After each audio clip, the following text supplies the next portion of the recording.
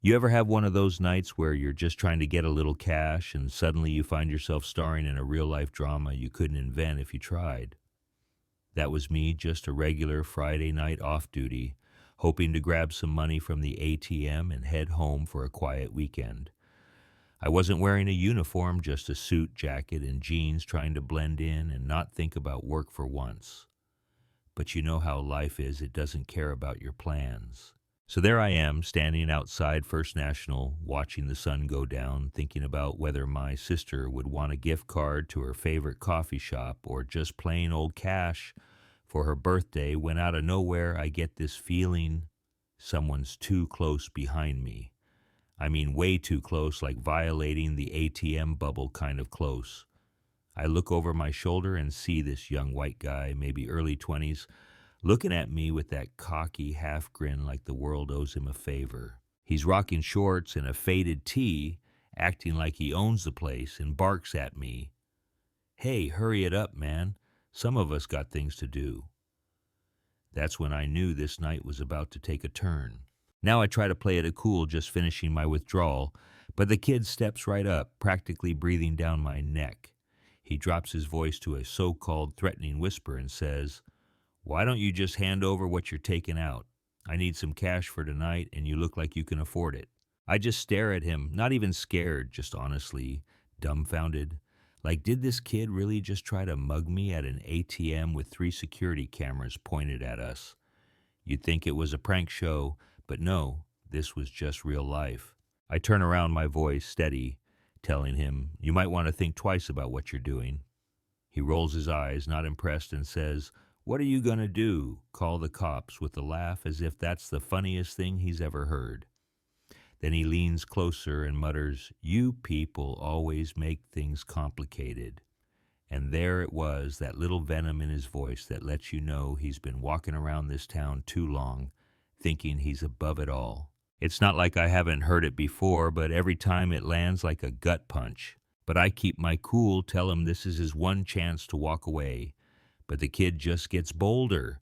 He flashes his phone at me and says, "Maybe I should call someone who will make you cooperate. My mom knows everyone in this town." At that point, I actually have to suppress a laugh because I know exactly who his mom is. Patricia Whitfield, City Council, my old friend at every meeting who never misses a chance to take shots at any changes I try to make in the department. Suddenly, it all clicks. Of course, this is her son. The ATM beeps, reminding me to grab my money. I take the cash, slide it into my wallet, and look him in the eye. "No, Tyler, that's not how this works." His face drops. "How do you know my name?" I pull out my badge and flash it so he can see. "Chief Jackson, Riverdale Police. Now do you want to try that again?" The look on his face is priceless. Shock, then anger, then this weird determination, like he can still win somehow. He starts yelling, says the badge is fake, that the police chief isn't like me, not black. I just look at him and say, "You sure about that?" He blinks, starts to sweat a little, but instead of backing down, he pulls out his phone and starts recording. I'm being harassed at the ATM. This man's flashing a fake badge at me. Now a couple walking by slows down, eyes wide, not sure what to believe. I show my badge, introduce myself, and explain what just happened, and write. Then the woman goes, "Oh, I saw you speak at the school safety forum last month." Her husband starts dialing the police. Good. I think at least someone's paying attention. But Tyler isn't done. He doubles down, says I'm abusing my power, that I'm targeting him. Throws out reverse racism like it's a magic shield.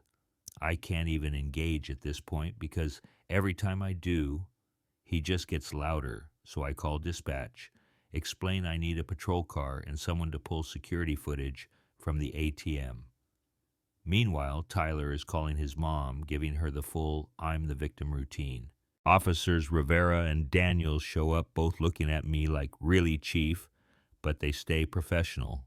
Tyler shoves his phone at them, still spinning his story.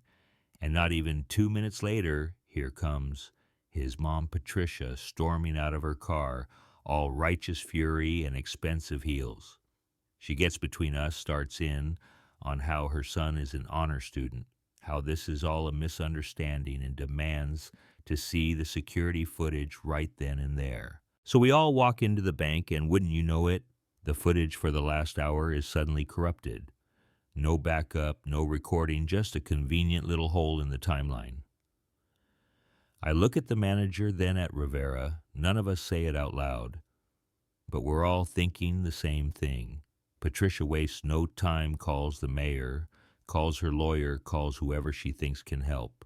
Suddenly, I'm being summoned to City Hall to explain myself, sitting across us from Patricia and Mayor Thompson as she spins a story about me abusing my authority, targeting her family, the whole 9 yards. I keep calm, lay out the facts, and just when I think I might be on my own, Deputy Chief Chen walks in with a grin and a tablet.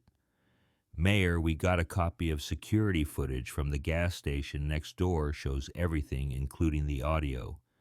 You could feel the room shift. They watch as Tyler demands money, hurls a slur, threatens to call his mom, and finally realizes who I am. Patricia turns stone cold. She claims the video is fake, says it's out of context, but nobody's buying it anymore. But here's the twist. While all this is going down, the community starts to rally. Folks I've helped over the years, people who know me, start showing up at council meetings, calling the local news posting online, standing up for the truth for what really happened. Meanwhile, my officers pull Tyler's old messages, find out he's done this same ATM tax thing to other people, folks who just didn't have the voice or position to fight back. An elderly woman, a Latino college student, they come forward, tell their stories, and suddenly this isn't just about me anymore. It's about a pattern, about privilege, and getting away with it for too long. At trial, Tyler's defense tries to paint me as overly sensitive, says it's a political feud, but the jury sees the evidence, hears the victims, and comes back guilty on every charge. Judge doesn't hold back, says Tyler's days of hiding behind family influence are over, sentences him to real time, and orders restitution to every victim. Patricia loses her grip on the council, the truth gets out, and she's eventually forced to resign, her whole power base crumbling beneath her. But that's not the end. Tyler from prison writes me a letter, says he's sorry, wants to change, wants to talk to high schoolers about what happens when you think the rules don't apply to you. I meet him once, see a kid finally humbled, stripped of all that swagger. Maybe he really does want to change. Time will tell. As for me, I'm still here, walking the same streets, still chief, still believing in this town, even when it makes things tough.